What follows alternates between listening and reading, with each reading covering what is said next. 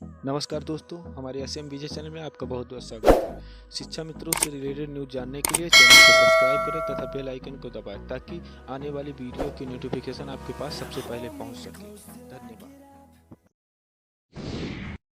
दो पहलवानों को पटकने देगा एक बूढ़ा इंसान। इंटरेस्टिंग है ना? अचंभित मत होइए, दिल थाम के बैठिए। यह उत्तर प्रदेश है दोस्तों, यहाँ कुछ भी हो सकता है। यह अखाड़ा उत्तर प्रदेश में ही खोदा गया है। कोई टिकट नहीं है, कोई पाबंदी नहीं है। विश्व के किसी भी कोने में आप बैठकर इसे आसानी से देख सकते हैं। झूठा है तेरा वादा, वादा तेरा वादा, वादा तेरा वादा। दोस्तों, इस अखाड़े की गहरी तफ्तीश अगर आपको पसंद आए तो इस वीडियो को ज़्यादा से ज़्यादा शेयर करें, लाइक करें, कमेंट करें ताकि उत्तर प्रदेश की आवाम तक यह वीडियो पहुंच सके। सबसे पहले आप एक छोटा सा वीडियो सुन लें। मैं भी समझने का प्रयास करूंगा और उत्तर प्रदेश सरकार से मुझे जो भी बात करनी होगी उसको मैं करने की जिम्मेवारी लेता हूं और मैं आपकी बात उत्तर प्रदेश सरकार को आपके एमपी के नाते मैं अवश्य पहुंचाऊंगा। और मुझे विश्वास है कि मेरे शिक्षक मित्र जो विद्यार्थियों के जीवन को तैयार करते हैं, जो विद्यार्थियों का हौसला बुलंद करते हैं, जो विद्यार्थियों को जीने की प्रेरणा देते हैं, उनके जीवन में आत्महत्या का मार्ग कभी उचित नहीं हो सकता है। उत्तर प्रदेश की सरकार भी इन संवेदनशील मामलों को पूरी तरह गंभीरता से लेती है, ऐसा मुझे विश्वास है। और इसलिए कोर्ट का ऑर्डर आने दीजिए, उत्तर प्रदेश सरकार को समय दीजिए। उत्तर प्रदेश सरकार, मैं नहीं मानता हूं कि आपके साथ अन्याय करना चाहेगी और मैं भी उत्तर प्रदेश सरकार से बात करूंगा। मोदी जी का ये भाषण 2016 का है। उस समय यूपी में अखिलेश यादव की सरकार थी। आज योगी आदित्यनाथ उत्तर प्रदेश के मुख्यमंत्री हैं, यानी भारतीय जनता पार्टी की सरकार है।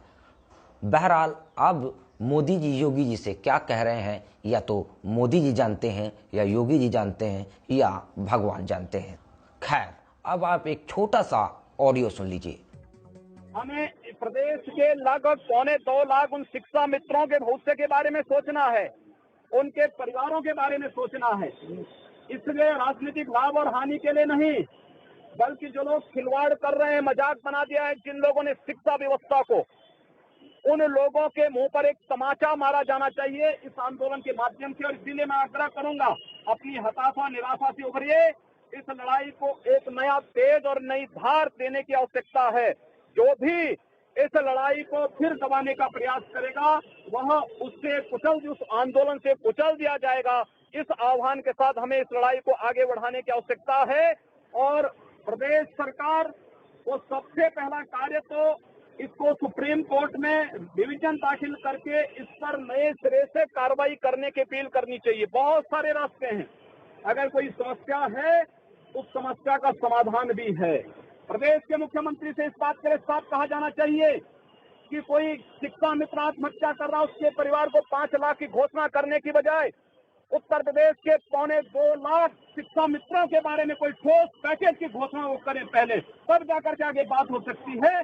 केवल राजनीतिक भाषणों से, घोषणाओं से कार्य नहीं चलने वाला है। उनको अपने ठोस पैकेज के साथ सामने आना चाहिए। ये ऑडियो 2015 का है। उस समय भी उत्तर प्रदेश में अखिलेश यादव की सरकार थी और योगी आदित्यनाथ बतौर सांसद अखिलेश यादव को शिक्षा मित्रों को लेकर ये सुझाव दे रहे थे। वह कह रहे थे कि शिक्षा मित्रों के प्रति सरकार संवेदनशील हो। अब योगी जी स्वयं उत्तर प्रदेश के मुख्यमंत्री हैं। उत्तर प्रदेश में अब तक कुल 650 शिक्षा मित्रों ने अवसाद, आत्महत्या और गरीबी के चलते जान दे दी है।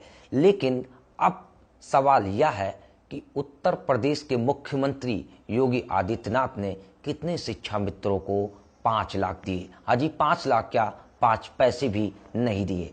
2017 में जब विधानसभा चुनाव उत्तर प्रदेश में हुए तो उस समय बीजेपी ने अपने मैनिफेस्टो में शिक्षा मित्रों के स्थायी समाधान का वादा किया था।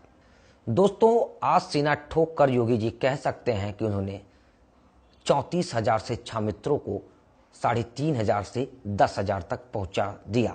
आप भी उन्हें इसके लिए बधाई दे सकते हैं। लेकिन या ठीकरा भी उनके सर पर फोड़ा जाना चाहिए कि 1,37,000 शिक्षा मित्रों को 40,000 से 10,000 आपकी ही सरकार में कर दिए गए।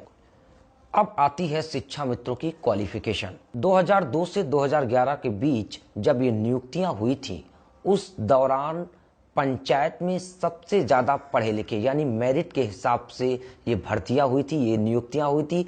उस दौरान जिसकी पूरी पंचायत में जिस इंसान की सबसे अच्छी मेरिट थी, उससे शिक्षा मित्र बनाया गया था, यानी कि पंचायत का सबसे टॉपर इंसान। दोस्तों, क्या कोई एक टेस्ट परफेक्ट स्किल है कि आप उस विषय के महारथी हैं? शायद नहीं। हैंड्स ऑन ट्रेनिंग भी मायने रखती है, यानी तजुर्बा भी मायने रखता है। 16 से 17 साल एक ही किताब को लगातार हर साल पढ़ाया है इन शिक्षा मित्रों ने। अब वह कैसे अशिक्षित हो गए? शिक्षा मित्रों को स्थायी समाधान देने का वादा करने वाली सरकार ने उनकी मुश्किलें और बढ़ा दी हैं।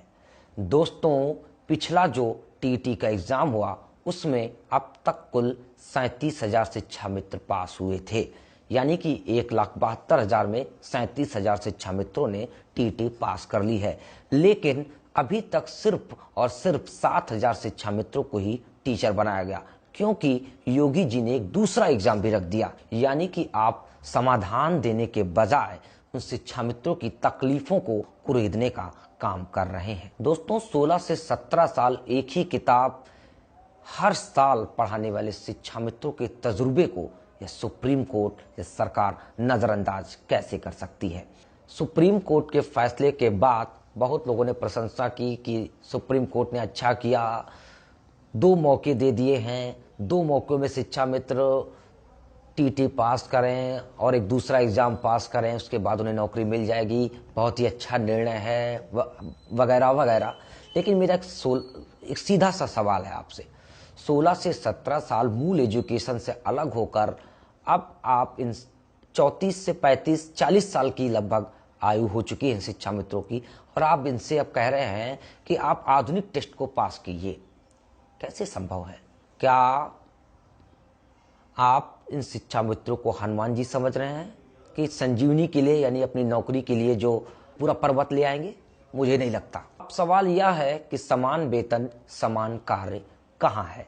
दोस्तों, यह हास्यास्पद ड्रामा उत्तर प्रदेश में चल रहा है। सवाल 1-2 लोगों का नहीं है, 1,72,000 परिवारों का है, जिन्होंने अपने 16 से 17 साल बेशकीमती साल कुर्बान कर दिए।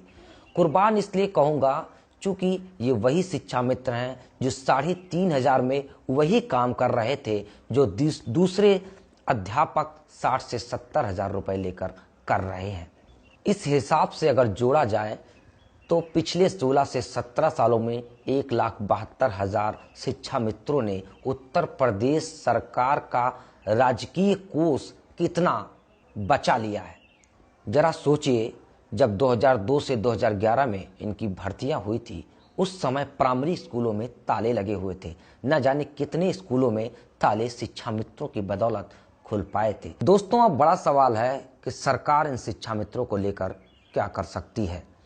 तो दोस्तों, हम आपको बता दें कि मध्य प्रदेश में करीब 2 लाख शिक्षा मित्र हैं। मध्य प्रदेश में विधानसभा चुनाव होने वाले हैं। शिवराज सिंह ने 2 लाख शिक्षा मित्रों को रेगुलराइज करने के लिए कहा है। कैबिनेट में इसका डिसीजन हुआ है, फैसला लिया गया है। अगर उत्तर प्रदेश सरकार में भी इच्छा शक्ति है तो सरकार न्याय कर सकती है। उसके पास 2 रास्ते हैं।